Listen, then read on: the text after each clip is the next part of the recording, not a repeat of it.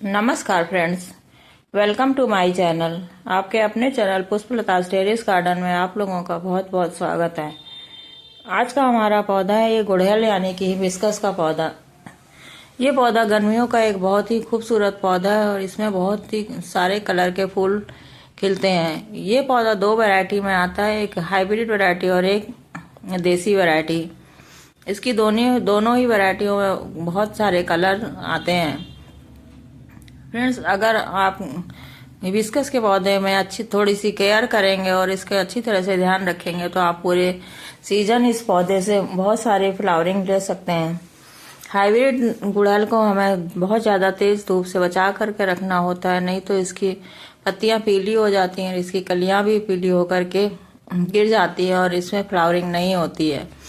अगर आपके पौधों में फ्लावरिंग नहीं और कलियां गिर रही हैं तो आप देखना होगा इनमें कहीं मिलीबग का अटैक तो नहीं हो रहा है, क्योंकि ये समस्या दोनों ही तरह की वैरायटी में पाई जाती है और ये समस्या गुड़हल की एक बहुत बड़ी समस्या है। और ये मिलीबग गुड़हल के कलियों को खिलने नहीं देते और उनका रस चूसकर उनको समय से पहले ही गिरा देते हैं। और इन सब का एक बड़ा कारण चींटियां भी होती हैं, जो कि इन मिलीबग के अंडों को एक पौधे से दूसरे पौधे में पहुंचाती हैं।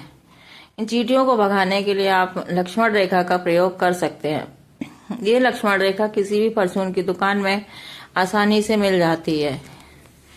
इससे आप इस गमले के चारों तरफ से लाइन खींच करके चींटियों को इनसे दूर रख सकते हैं। इस तरह से आप गमले में चारों तरफ लाइन खींच दीजिए और अपने पौधों से चींटियों को दूर रखें। इस तरह से मिलीबग की समस्या कुछ हद तक आपके पौधों से दूर हो जाएगी। अब आपके पौधों में जो मिलीबग लगे हुए हैं उनको भी हटाना बहुत जरूरी है। अगर इसमें मिलीबग की समस्या बहुत ज्यादा नहीं है और कुछ ही मिलीबग लगे हुए हैं तो आप इनको किसी घरेलू उपचार से हटा सकते हैं। इसके लिए आप किसी 1 लीटर पानी में या तो बेकिंग पाउडर घोल लें या हैंड वॉश या फिर फिटकरी घोल करके भी उसका स्प्रे अपने पौधों में अच्छी तरह से करें, जिससे कि ये मिलीबग इससे हट जाएंगे। लेकिन ये प्रयोग आपको लगातार कई बार करना होगा, तभी आप मिलीबग से पूरी तरह से छुटकारा पा सकते हैं। लेकिन अगर आपके गमलों में मिलीबग का बहुत ज़्यादा अटैक है तो फिर आपको किसी केमिकल पेस्टिसाइड का ही प्रयोग करना पड़ेगा, तभी ये मिलीबग की समस्या आपके पौधों से दूर होगी। इस तरह से आप लगातार कई दिन स्प्रे करके मिलीबग को अपने पौधों से दूर भगा दें, जिससे कि आपका पौधा स्वस्थ रहेगा और अच्छी तरह से ग्रोथ करेगा और अच्छी फ्लावरिंग भी देगा। अब हम इन पौधों में 2 तरह के फर्टिलाइजर का प्रयोग करेंगे। एक सॉलिड फर्टिलाइजर है और एक लिक्विड फर्टिलाइजर, जिससे कि इस तरह से जो पत्तियां पीली हो रही हैं और जिनकी सिर्फ नसें ही हरी दिखाई दे रही हैं, वो समस्या दूर हो जाएगी और आपका पौधा फिर से हरा भरा हो जाएगा और फ्लावरिंग पर आ जाएगा। और जिन पौधों में फ्लावरिंग होकर के ख़त्म हो चुकी है उनकी सबसे पहले आप टिप से कटिंग कर दें, जिससे कि ये नई ग्रोथ बहुत जल्दी से शुरू होगी और पौधा फिर से कलियां बनाएगा। नहीं तो इन टिप्स से नई ग्रोथ निकलने में टाइम लगता है। फिर इस तरह से आप थोड़ी थोड़ी सी कटिंग करके नई ग्रोथ जल्दी से निकाल सकते हैं। फिर इसके बाद हम इसमें 2 फर्टिलाइज़र देंगे।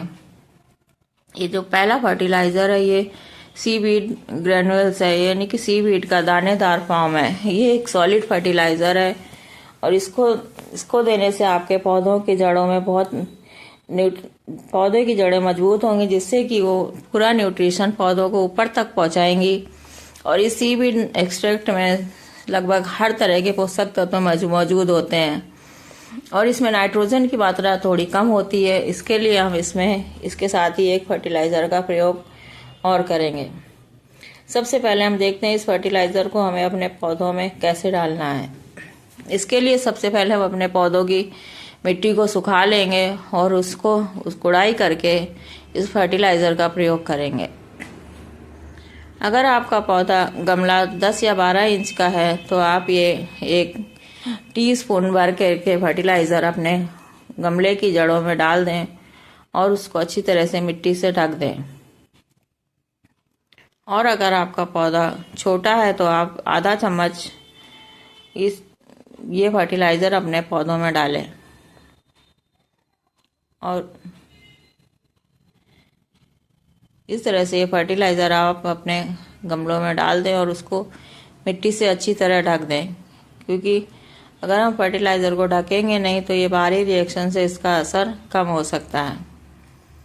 और गमले में फर्टिलाइज़र देने से पहले आप ये ज़रूर ध्यान रखें कि आप पौधों की मिट्टी को अच्छी तरह से सुखा लें, तभी कोई किसी भी फर्टिलाइज़र का पूरा उपयोग पौधे की जड़ें कर पाती हैं। अब इसमें हम जो लिक्विड फर्टिलाइज़र डालेंगे वो फर्टिलाइज़र है वर्मी कंपोस्ट टी। ये फर्टिलाइज़र कैसे तैयार किया जाता है इसका वीडियो मेरे चैनल पर है, इसका लिंक आपको डिस्क्रिप्शन बॉक्स से मिल जाएगा। इस फर्टिलाइज़र को हमने 2 रात तक इस 1 लीटर पानी में घोल लिया है और अब हम इसको अच्छी तरह से मिला करके अपने पौधों की जड़ों में डालेंगे। इसका रेशियो हमें 1 लीटर पानी में लगभग 100 ml मिलाना है, या फिर आप एक हिस्से में 10 हिस्सा पानी मिला करके इसका प्रयोग अपने पौधों में कर सकते हैं। फिर इसको डालने से पहले हमें इसको अच्छी तरह से मिला लेना है, तभी हमें इसका प्रयोग अपने पौधों में करना है। फिर इस तरह से आप 1 लीटर पानी में इसका 100 ml मिला लीजिए और उसको फिर अपने गमलों में डाल दीजिए। फ्रेंड्स, अगर आपको ये वीडियो थोड़ा सा भी अच्छा लगे तो वीडियो को लाइक एंड शेयर करें और चैनल को सब्सक्राइब करें। आप देखेंगे कि इन दोनों फर्टिलाइज़र के प्रयोग से आपका पौधा फिर से हरा भरा हो गया है और वो पौधा आपका कलियों से भर जाएगा। आप सीवीड फर्टिलाइज़र का प्रयोग महीने में 1 बार करें और इस वर्मी कंपोस्ट टी का प्रयोग 15-15 दिन में आप अपने पौधों में कर सकते हैं। इसके अलावा इस फर्टिलाइज़र को देने के बाद अगर आप चाहें तो ओनियन पिल फर्टिलाइज़र या बनाना पिल फर्टिलाइज़र का भी प्रयोग कर सकते हैं, लेकिन सीवीड का प्रयोग आपको महीने में सिर्फ 1 ही बार करना है। फ्रेंड्स, वीडियो देखने के लिए आपका बहुत बहुत धन्यवाद। आशा है आपको ये जानकारी अच्छी लगी होगी। अगर जानकारी अच्छी लगी हो तो वीडियो को लाइक एंड शेयर करें और चैनल को सब्सक्राइब करें। धन्यवाद।